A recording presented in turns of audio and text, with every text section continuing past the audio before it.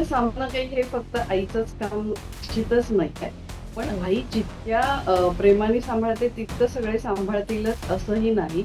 पण हं, घरातल्या प्रत्येकानं ही जर जबाबदारी घेतली, हं. थोडीशी जबाबदारी बाबांनी घेतली, थोडीशी जबाबदारी घरच्या आजी-आजोबांनी घेतली, तर कदाचित आईवरचा ताण कमी होऊ शकतो. नमस्कार, मी अक्षता. आपण पाहत आहात मुंबई आउटलुक. आज 10 मे आहे आणि आज आपण सगळेजण मातृदिन साजरा करतोय. खरं तर प्रत्येकाची पद्धत वेगळी आहे मातृदिन साजरा करण्याची. मात्र गेली अनेक वर्ष जर आपण पाहिलं तर खूप गोष्टी बदलल्या, खूप नवीन गोष्टी आल्या, खूप डेव्हलपमेंट झाली. मात्र एक गोष्ट बदलत्या काळासोबत बदलली नाही, ती म्हणजे आईचं प्रेम, आईचा स्पर्श, आईची ममता. ती कधीच नाही बदलली. पण या सोबत एकच फक्त गोष्ट बदलली, की ती तिची करण्याची पद्धत थोडीफार बदलली असेल. आणि आजच्या आईसमोर बरेच चॅलेंजेस आहेत. नोकरी करणं, मुलाला सांभाळणं, कुटुंबाचं पालन-पोषण करणं, हे सगळं करता-करता स्वतःला काय आवडतं हे याच्याकडे सुद्धा लक्ष देणं. मात्र काहींना हे जमतं, तर काहींना थोडं अवघड जातं. आणि आज आपण याच काही मुद्द्यांवरती चर्चा करणार आहोत. आपल्यासोबत आहेत समुपदेशक अर्चना मुळेजी. अर्चना मॅडम नमस्कार. मुंबई आउटलुकमध्ये आपलं स्वागत आहे. धन्यवाद. अ, माझा पहिला प्रश्न तुम्हाला मॅडम असाच होता, की जरी आज आपण मातृदिन साजरा करतोय, तरी फक्त एकच दिवस मातृदिन साजरा करावा का? Okay, okay. मातृदेवो भव.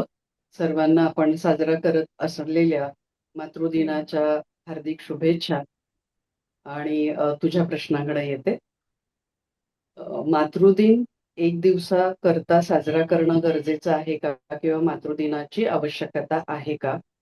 हं, तर हा दिवस एक निमित्त आहे आईला कृतज्ञता व्यक्त करण्याचा, किंवा तिच्या बरोबर त्या निमित्ताने तिच्याशी बोलणं होतंय किंवा तिच्याशी एक वेळ घालवता येतो. हं, या सगळ्यासाठी त्याची गरज नक्कीच आहे. पण हा दिवस आला तो पाश्चात्यांकडून आला. पाश्चात्य संस्कृतीकडून आलेला हा दिवस आहे. पण अ, आपल्याकडे खूप प्राचीन काळापासून हे साजरं केलं जातं आणि भारतीयांमध्ये ही एक जीवनशैली आहे. हं, सकाळी उठल्यानंतर आपण आईला नमस्कार करावा, आईच्या प्रती कृतज्ञता व्यक्त करावी, तिचा सन्मान करावा, तिचा आदर करावा. या सगळ्या गोष्टी आपल्याकडे प्राचीन काळापासून चालत आलेल्या आहेत. हे अलीकडचं जरी असलं तरी सुद्धा अलीकडचं हे जे धावतं जग बघतोय आपण, तर ह्या हं, काळात याची गरज निश्चितच आहे. फक्त त्याचं विकृतीकरण होऊ नये किंवा ज्या पद्धतीनं आपल्याला तिची कृतज्ञता व्यक्त करायची, ते एखादा आईबरोबरचा फोटो कुठलातरी जुना स्टेटसला ठेवला किंवा Facebookला आणि सगळीकडे सोशल मीडियावर टाकला आणि आई तुझा आशीर्वाद वगैरे असं काहीतरी लिहून टाकलं, हं. म्हणजे आपण मातृदिन साजरा करतोय असं नाही. तर ते एक बंद व्हायला हवंय किंवा असं करू नये कुणीही. रोजच्या तर त्याच्यातून कृतीतून ते आपण दिसायला हवं आईबद्दल कुठेतरी. कृतज्ञता व्यक्त. म्हटलं रोजच्या कृतीतून पण ते दिसायला हवं. हां, कृतीतून आईविषयीचा आदर दिसला पाहिजे, हे सगळ्यात महत्वाचं आहे. आणि एक दिवसापुरतं का होईना जर त्यांची मुलं काही जण जे आहेत हं, कृतज्ञता व्यक्त करतायत, तर तेही "नसे थोडके" असं म्हणून याचाही स्वीकार करायला काय हरकत आहे? हं, हं, हं. मॅडम खरं तर आजचं जर आपण पाहिलं सगळं तर एक चॅलेंजेस आजच्या आईसमोर आहेत. कारण की आधी असा एक काळ होता की जेव्हा अ, आजही आहेच की आई पहिली मुलाची गुरु जी आहे आईच आहे. म्हणजे सगळं मुलाचं जग आईभोवतीच फिरतं. मात्र आता त्याच मुलाच्या हातात फोन आलाय आणि त्याला आईच्या आधी सांगणारं कोणतरी आहे आता. मग त्याच्यामुळे हां, मुलांचं संगोपन करताना तिच्यासमोर एक वेगळे चॅलेंजेस आता यायला लागलेत. हो. मग पालकत्वासमोरचे चॅलेंजेस खूप वेगळे-वेगळे आहेत आणि एक आई म्हणून जेव्हा मुलाचं संगोपन करतीये, तर त्याची हं, सुरुवात बाळ पोटात आल्यापासून सुरू होतं. आजकालच्या मुली प्रेग्नन्सीमध्ये सुद्धा मोबाईल वापरतात, तर ते वापरणं कमी व्हायला पाहिजे. कारण त्याचे परिणाम पुन्हा बाळावर होत असतात. तर हं, तिथून त्याची सुरुवात असते. आपण प्रयत्न कधी करतो, बाळ जेव्हा हातात मोबाईल घ्यायला लागतं, तेव्हा द्यायचं नाहीये मला मोबाईल मुलाला. आधी म्हणत असते आई, की आम्ही मुलाला मोबाईलची सवय लावणार नाही. हं. पण जसं-जसं तिला त्यातल्या अडचणी दिसायला लागतात, जसं की बाळ शांत बसत नाहीये, बाळ रडायला हं, लागलंय, घरी पाहुणे आलेत आणि तिला पाहुणचार करायचा आहे किंवा कुठेतरी गेली आणि तिथं बाळ तिला शांत बसू देत नाहीये. तर हं, अशा वेळेला ती आपणहून मोबाईल देते आणि गप्प बस म्हणते. आता ही जर पूर्वीची आई असती किंवा आमचा काळ जर बघितला, त्या काळात आमचं संगोपन कसं झालं? तेव्हा कुठे होता मोबाईल? तर त्यावेळेस चिवकाऊच्या गोष्टी असायच्या, रामायणातल्या गोष्टी असायच्या. पण आजकाल ते सांगणारे माणसं पण कमी झाली. कारण हं, आजी-आजोबा ह्या सगळ्या गोष्टी करायच्या, सांगायचे. पण घरातली माणसांची संख्या म्हणजे विभक्त कुटुंब पद्धती आल्यामुळं सुद्धा काही गोष्टींवर परिणाम होतो आणि मुलाला मोबाईल नाही द्यायचा, तर काय द्यायचं?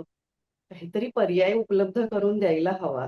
तर ते पर्याय कोणते आहेत याचा विचार केला पाहिजे आणि ते आईला लक्षात आल्या पाहिजेत गोष्टी. आईने त्याचा विचार करायला पाहिजे. तर हे आव्हान तर नक्कीच आहे, की मुलांना एकदा आपणच सवय लावतो आणि लावलेली सवय आता मोडायची कशी? हा सगळ्यात मोठा प्रश्न आजकाल आईसमोर आहे. कारण त्याचे दुष्परिणाम सगळे दिसायला लागलेले आहेत. पण हं, आईमध्ये जे ममत्व आहे, जी समज आहे, मुळातच बाळाला प्रेम करण्याची तिची अ, एक शक्ती आहे. तर हे सगळं बघता हे आव्हान स्वीकारणं फार अवघड नाहीये.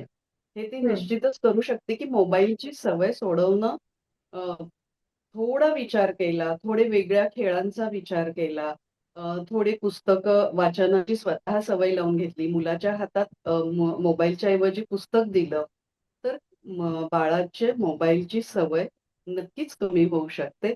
फक्त थोडा वेगळा विचार आईने करणं अपेक्षित आहे. हं. बऱ्याच महिला ज्या आहेत त्या नोकऱ्या सुद्धा करतात आणि नोकरी करताना अ, मुलाचं संगोपन जे असतं, ते त्यांना हवं तसं करता येत नाही. म्हणजे त्यात पण एक वेगळे चॅलेंजेस असतात किंवा घरचे तितकं मुलांना वेळ देत नाही. त्याच्यामुळे आईला घर बघत मुलाला सांभाळणं आणि सगळ्या बाकीच्या जबाबदाऱ्या घेणं, हे पण एक आव्हानात्मक असतं. हो.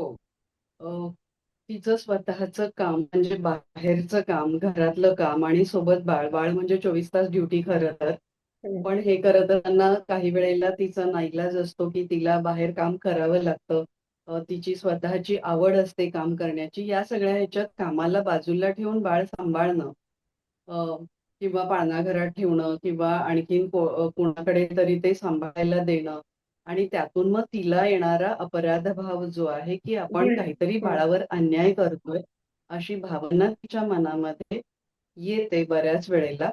अ, आणि हे खरंच आहे, की आई वेळ देऊ शकत नाही. पण अशी भावना अ, मनात ठेवण्यापेक्षा ना, त्याला बाळाला असा किती वेळ द्यावा लागतो, आपण किती वेळ देऊ शकतो आणि जो वेळ देतो तो क्वालिटीचा वेळ देऊ शकतो का आपण? हे जर तिने बघितलं, तर हे काम सोपं होऊन जातं. आम्ही असं म्हणतो, की क्वालिटी टाईम म्हणजे नक्की काय? तर किमान बाळाला जितका वेळ तुमच्या जवळ ते बाळ आहे, जितका वेळ तुम्ही देऊ शकता, तो वेळ संपूर्ण बाळाचा असावा. हं. त्यावेळेला आपल्याजवळ मोबाईल नसावा. त्यावेळेला दुसरी कुठली कामं नसावीत. घरातली जरी कामं असतील, तर ते बाळाला सोबत घेऊन करता येऊ शकू का? करू शकू का? ह्या सगळ्या गोष्टी बघितल्या, तर बाळाला क्वालिटी टाईम देणं सहज शक्य होतं आणि बाळ काय म्हणतं, बाळ काय बोलतंय, बाळ काय सांगतंय, ते ऐकता आलं, ते ऐकलं आणि बाळाला आपल्या म्हणजे स्पर्श हं. देणं हे खूप जास्त गरजेचं आहे. बाळ लहान असतं तोपर्यंत बाळाला जवळ घेतलं जातं, त्याच्याशी बोललं जातं, त्याला गोंजारलं जातं, सगळं केलं जातं. पण जसं-जसं बाळ मोठं होतं, तशा ह्या सगळ्या गोष्टी किंवा हे कमी होत जातात. हे हं. न करता आईनी तिचं ममत्व कायम जपावं हे जास्त महत्वाचं आणि आहे. तो स्पर्श कुठेतरी कमी झाला ना, की काही वर्षाने मुलं जेव्हा करिअरकडे पळतात, करिअरच्या मागे पळतात आणि बाहेर जातात, आई-वडिलांपासून वेगळे राहायला लागतात, तेव्हा परत मग आई-वडिलांना असा प्रश्न पडतो, की ही अटॅचमेंट गेली कुठे? म्हणजे याला माझी सवय बाळ होती, की आता आईपासून अचानक लांब कशी नाहीशी जायला झाली? लागतं. हं, स्पर्शाची जाणीव स्पर्श कमी झाला, तर बाळ मोठं जसं-जसं होईल तसं ते आईपासून लांब जायला लागतं आणि बाळ आपल्याजवळ कायम राहावं असं वाटत असेल. बाळाचं प्रेम म्हणजे मुलं जरी लांब गेली तरी ती परतून आपल्याकडे यावीत किंवा आपल्या जवळ राहावीत याकरिता याची गरजच आहे. हं. नाही पण आईकडे जरी मातृत्व असलं तरी जबाबदारी तिची एकटीची नसते. म्हणजे त्यात घरच्याचा हां, हातभार सुद्धा तेवढाच महत्वाचा आहे. हो. आता अ, बाळाला सांभाळणं काही हे फक्त आईचंच काम निश्चितच नाहीये. पण हं, आई जितक्या प्रेमाने सांभाळते तितकं सगळे सांभाळतीलच असंही नाही. पण हं, घरातल्या प्रत्येकानं ही जर जबाबदारी घेतली, हं, थोडीशी जबाबदारी बाबांनी घेतली, थोडीशी जबाबदारी घरच्या आजी-आजोबांनी घेतली, तर कदाचित आईवरचा ताण कमी होऊ शकतो. तिला बाहेर जाण्याचा जो अपराधी भाव मनामध्ये येतोय तो कमी होऊ शकतो.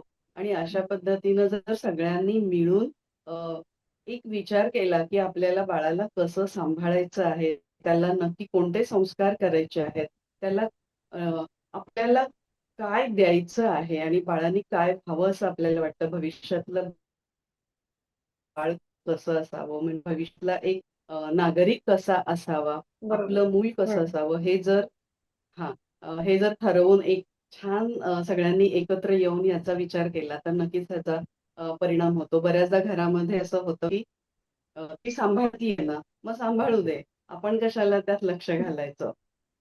हं, असं हं, काही वेळेला होतं. तर असं न करता ती जबाबदारी आहे, कुटुंबाची जबाबदारी आहे आणि बाळाची जबाबदारी कुटुंबानं घेतली, तर नक्कीच आईवरचा ताण कमी होईल आणि ती चांगल्या पद्धतीनं मग मग बाहेरचं काम आणि घरातल्या कामाचा एक समतोल राखता येईल तिला हं, हं. आणि बऱ्याचदा ते राखणं महत्वाचं आहे. बऱ्याचदा कसं होतं ना, की मी असं बघितलंय, की आई थोडीशी स्वार्थी होते. तिला वाटतं, की माझ्या लेकराने फक्त माझ्या मागे-मागे करावं. म्हणजे त्याने इतर कुणाकडे जाऊ नये. त्याने फक्त माझंच ऐकावं. आणि हे करता-करता कसं होतं, त्या मुलाला फक्त तिचीच सवय लागते. बरोबर.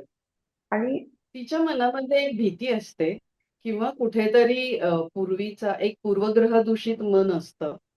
हं, काही अनुभव जुने असतात. तिच्या लहानपणातले काही अनुभव असू शकतात किंवा ती लहान होती तेव्हा आजूबाजूला जे वातावरण होतं तिथे कदाचित या पद्धतीच्या घटना घडत असतील. त्या वातावरणामध्ये असं होतं, की कुठल्यातरी एखाद्या मुलाची संगत चांगली नसते, सवयी चांगल्या नसतात आणि मग आईला वाटायला लागतं, की अरे त्याच्याशी खेळलं तर माझ्या मुलाचं वळण बिघडेल किंवा हं, त्याला चांगल्या सवयी लागणार नाहीत. हं, आणि म्हणून मग ती त्या पद्धतीची तिची मनस्थिती होत जाते, की मी माझ्या मुलाला कोणाकडे सोडणार नाही. कुणाबरोबर खेळायला सोडणार नाही. हं, किंवा एक नातेसंबंधांबद्दल सुद्धा समज, गैरसमज असतात नात्यांमध्ये निर्माण झालेले, की मी तिच्याकडे सोडलं तर तिला आवडेल की नाही? किंवा ती माझ्या मुलावर तितकंच प्रेम करेल की नाही? मग ती रागवेल का? बोलेल हं, का? हं, कधी-कधी असं असतं, की आपलं मूल आगाऊ आहे असं आपल्याला वाटत असतं आणि मग त्यांच्याकडे कोणाकडे तरी ते खेळायला गेले किंवा थोड्या वेळासाठी गेले आणि ते रागवलं तर मला नाही आवडणार. हं. आईचं असं असतं, की मी किती पण मारलं तरी चालतं. पण बाबांनी पण हात नाही शेजारच्याने मारू लावायचा नये. आणि दुसऱ्या हं, काहीही नाही म्हणायचं. हं, मी म्हणेल, मी रागवलं तर काही प्रॉब्लेम नाही. पण इतरांनी रागवलं तर मात्र आईला खूप त्रास होतो. हं, त्यामुळं ती कदाचित दुसऱ्या म्हणजे ती फक्त माझ्याचकडे मूल यावं, ते इतरांकडे नाही जायला पाहिजे. माझ्यावरच त्यांनी प्रेम केलं पाहिजे. आई-आई म्हटलं पाहिजे. खरं तर हा चुकीचा दृष्टिकोन आहे. असं केल्यामुळं मूल इंडिपेंडेंटली राहत बरोबर. नाही किंवा त्याच्या हं, सवयी वेगळ्या व्हायला लागतात. अ, अ, ते आपण मराठीत म्हणतो इंग्लिशमध्ये म्हणतो ना स्पून फीडिंग. मग प्रत्येक हं, गोष्ट तशी दिली जाते बाळाला. ते आपण आपला विचार कधी करणार? ते स्वतंत्र होऊन कधी सगळ्या गोष्टी बघायला शिकणार? त्याचं कुतूहल कसं जागृत होणार? हं, बालमनामध्ये कुतूहल जागृत होणं महत्वाचं आहे आणि जागृत झालेलं कुतूहल शमणं सुद्धा तितकंच महत्वाचं आहे. पडलेल्या प्रश्नांची उत्तरं नाही मिळाली, तर पुन्हा त्याची गोंधळलेली अवस्था निर्माण होते हं, आणि ते मूल गोंधळून जातं. सो आईने असं करू नये या हं. मताची मी आहे. मुला-मुलींचं संगोपन करताना बऱ्याचदा असं होतं, की अ, आई स्वतः गोंधळलेली असते आणि कुठेतरी डिप्रेशन सुद्धा तिला यायला लागतं हळू-हळू या सगळ्या गोष्टींचं. चिड प्रचंड व्हायला लागते. यावर काय करावं? चिड वाढण्याची कारणं बघायला हवीत. अ, व्यक्तिपरत्वे ते बदलतं. पण जर म्हणजे सर्वसाधारणपणे जर बघितलं तर हल्ली आईची चिड-चिड जी होते, ती मुलं ऐकत नाहीत, मुलं अभ्यास करत नाहीत, मुलं हं, हट्टीपणा करतात किंवा एकंदरीत मूल हे खूपच वांड आहेत वगैरे वगैरे जी विशेषणं चुकीच्या पद्धतीची लावली जातात. या सगळ्यामुळं एक होतं की तिच्या मनामध्ये अस्वस्थता निर्माण होते, की मूल असंच वागायला लागलं तर काय होणार? भविष्यात हे मूल याच पद्धतीनं अ, त्याचं वर्तन असेल, तर मग कसं याचं भविष्य होणार? आईला हं, असं वाटत असतं, की मूल भविष्यात कसं पाहिजे ना, तो प्रामाणिक असला पाहिजे. त्यानी सगळ्यांचं ऐकलं पाहिजे, आदर असला पाहिजे, हं, त्यांनी हट्टीपणा केला नाही पाहिजे हं. किंवा प्रत्येक गोष्ट आदर्शवत असलं, प्रत्येक मूल आदर्शवत असलं पाहिजे सगळ्या बाबतीत. तर असं तर होणार नाही. अशा नाही. वेळेला मग हो. मी आईला सांगते, की आपण कसे आहोत आणि आपल्याला हं, आपलं मूल जसं हवंय तसं आपण आहोत का? आणि आपण तसे नसू, तर तसा बदल करण्याची आपली तयारी आहे का? आणि हं, तशी जर आपली तयारी असेल आणि आपण त्या पद्धतीनं संस्कार द्यायला गेलो मुलांना, तर मुलं बदलतात. आपल्याला जशी हवी तशी व्हायला लागतात हळू-हळू. तर मुलांना हं. संस्कार करत असताना आपण सगळ्या गोष्टी विचारात घेतल्या पाहिजेत आणि त्यांच्या सर्वांगीण विकासाकडं त्यांना नेलं पाहिजे. हं. मुलं जेव्हा लहान असतात म्हणजे एकतरी त्या पहिल्या स्टेजला चिडचिड होणं स्वाभाविक आहे. मात्र जेव्हा ती मोठी होतात म्हणजे 16-17 वर्षांची तरुण होतात, थोडीशी विचार बदलतात. विचारामध्ये खूप जनरेशनचा मोठा गॅप असतो आणि त्यावेळेस ते एक चॅलेंज वेगळं असतं आईसमोर. तर ते हां. कसं त्याकडे कसं तुम्ही पाहता? जसं मूल मोठं व्हायला लागतं, तसं त्याचे हं, विचार स्वतंत्र व्हायला लागतात. त्याची हं, निर्णय क्षमता वाढत असते. त्याला वाटत हं, असतं, की आपणही या घरातील एक भाग आहोत. तर घरातल्या निर्णयांमध्ये आपला सहभाग असायला हवा. घरात हं, एखादी गोष्ट नवीन येतीये, तर त्यासाठी आपलं मत विचारात घेतलं गेलं पाहिजे. प्रत्येक गोष्टीत आपण आपण मोठे झालोय ही भावनाच मुलांमध्ये सुद्धा खूप म्हणजे चांगली असते ती भावना त्यांच्या मनामध्ये. हं, अ, असं मुलांना वाटत असतं. पण प्रत्येक घरामध्ये असं होईलच असं नाही, की त्या मुलाला त्या निर्णयामध्ये सहभागी करून घेतलं जात नाही. आई-वडिलांच्या दृष्टिकोनातून मूल हे अजून लहान असतं. त्यांना हं, वाटतं अजून तू लहान आहेस, तुला काय कळतं? पण हं, मुलाला वाटत असतं, की इकडे मी मोठा झालोय आणि मग हं, जेव्हा हा संवादाचा अभाव निर्माण होतो, हं. त्यावेळेला मग ते मूल थोडंसं बाजूला जायला लागतं आणि मित्रपरिवारांमध्ये त्याचा सहभाग जास्त व्हायला लागतो. हं. मग तो मित्रांमध्येच रमायला लागतो. मग पुन्हा घरातून असे प्रश्न होतात, की मुलं आई-वडिलांचं नाही ऐकत, मुलांमध्येच जास्त रमतात. आणि मग त्यानंतर समवयस्क पण मुलं आईलाच दोष असतात दिला जातो, की तुझ्यामुळेच बिघडलंय. म्हणजे काही हो, झालं हो. की पहिला दोष आईला असतो. त्याच्यात असं असतं, की काही बिघडलं तर आईमुळे बिघडलं आणि हं. मार्क चांगले पडले किंवा काही चांगलं काम केलं त्यांनी, तर मग आमचं खानदान छान आहे वगैरे असं बोललं जातं वडिलांवर गेलाय किंवा मुलगा. अ, हां, अशा पद्धतीनं. हं.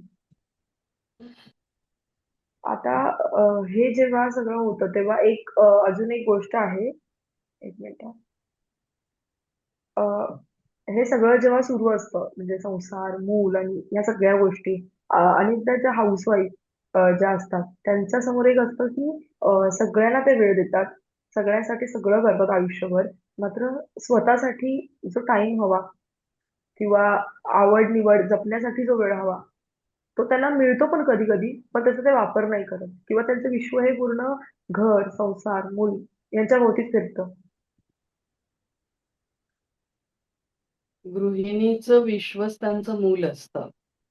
हं, अ, याच्यामध्ये थोडं आई म्हणून मी म्हणजे आई म्हणून एक सेल्फ अवेअरनेस म्हणू शकतो आपण. आई म्हणून मी कशी आहे? आई म्हणून मला कसं असायला हवंय? मी काय विचार करायला हवाय? तिच्या आवडी-निवडी ती जपत नाही. म्हणजे अ, मूल मोठं व्हायला लागलं, होत असताना आईनी पण मोठं व्हायला हवंय. हं, कारण जेव्हा मोठं होईल ते त्याच्या कामांमध्ये व्यग्र होणार आहे. आणि हं, इथं मात्र आईचं काय होतं, मूल व्यग्र होतं आणि आईला रिकामपण यायला लागतं. मग ते रिकामपण कसं ती सहन करणार? तर त्याच्यासाठी अगोदर तिने सुरुवातीपासूनच ती सवय लावून घेतली पाहिजे. मुलं शाळेत जातात तेव्हा तिने काहीतरी आपले आवडी-निवडी जपल्या पाहिजेत आणि आधी तिला हे कळलं पाहिजे मला नक्की आवडतंय काय? हं. तिचा कोणता छंद असा आहे जो मागे पडलाय आणि ती आता खूप चांगल्या पद्धतीनं करू शकते. तर या गोष्टी तर तिने केल्याच पाहिजेत नाहीतर तिचं अ, खूप मोठं रिकामपण तिच्या आयुष्यात येतं आणि जसं मगाशी बोलताना तू म्हणालीस तसं कधी-कधी मग डिप्रेशनची अवस्था येऊ शकते. तर त्यासाठी स्वतःचे छंद जोपासणं खूप गरजेचं आहे आणि खूपशा महिला अशा आहेत की 35शी नंतर 35शी 45शी पर्यंतचा हा जो काळ असतो, तो मुलांना मोठं करण्यात जातो आणि नंतरचं जे रिकामपण येतं, त्याच्यामध्ये त्यांना प्रचंड त्रास सहन करावा लागतो. एकाकीपण असतं, उदास वाटायला लागतं. असं हं. म्हणजे आपल्याजवळ कोणीच नाही ही भावना खूप त्रासदायक असते. आणि त्यावेळेला ती मुलं लांब गेलेली असतात त्यांच्या शिक्षणासाठी, नोकरीसाठी. त्यामुळं ती एकटी पडण्याची शक्यता असते आणि आपल्याला जर एकटं पडायचं नसेल भविष्यात, तर या आवडी-निवडी जपायला काय हरकत आहे? हं. जपायलाच हव्यात. आणि हे सगळं करण्यासाठी कुठेतरी घरच्यांचा सुद्धा एक मोलाचा वाटा असतो. आज या व्हिडिओच्या निमित्तानं तुम्ही त्या सगळ्यांना काय सांगाल? कसं तुमच्या आईला तुम्ही जपू शकता चांगल्या पद्धतीने आणि घरातल्या स्त्रीला सुद्धा? मुलांना आईने पहिला श्वास दिला आहे. हं, तर त्या श्वासाबरोबर ते मूल मोठं होत असतं आणि जसं-जसं ते मोठं होतंय ते मोठं झाल्यानंतर आईला विसरू नये, हं, पहिली गोष्ट. तिला तिच्या भावना आपल्याला समजून घेता आल्या पाहिजेत. जसं मुलं लहान होती तेव्हा आईने तिच्या भावना समजून घेतल्या. तिचं विश्व सगळं मुलांना केलं. असं नाही म्हणत, की आईचं मुलांच्या भोवती सुद्धा आईचं विश्व असावं. हे लहान असताना ठीक आहे. पण मुलं जशी मोठी होतील तशी ते सगळं बदलत जाणार आहे, हे नक्कीच आहे.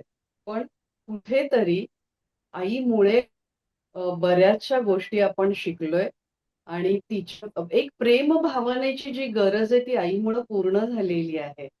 तर ते विसरू नये आणि तिच्या भावना समजून घेऊन तिच्याशी अ, छान प्रेमाने वागावं, प्रेमाने बोलावं, इतरांचा आदर करा जसं आपण सगळ्यांना सांगतो तसं पहिला आदर आईचा तर केला पाहिजे. जो मुलगा आईचा आदर करतो तो दुसऱ्या कोणाचा अपमान करूच शकत नाही आणि बरोबर. आपल्यामुळं आईच्या डोळ्यात पाणी येणार नाही हे हं, त्यांनी बघावं. हं, जेणेकरून तिला त्रास होणार नाही आपल्या मुलांच्या बोलण्याचा, वागण्याचा. काय होतं काही वयानंतर आईचं मन हळवं झालेलं असतं. हं, होईलच असं नाही, पण होऊ शकतं. तर अशा वेळेला मुलांनी थोडं जरी बोललं तरी पटकन तिच्या डोळ्यात पाणी येतं.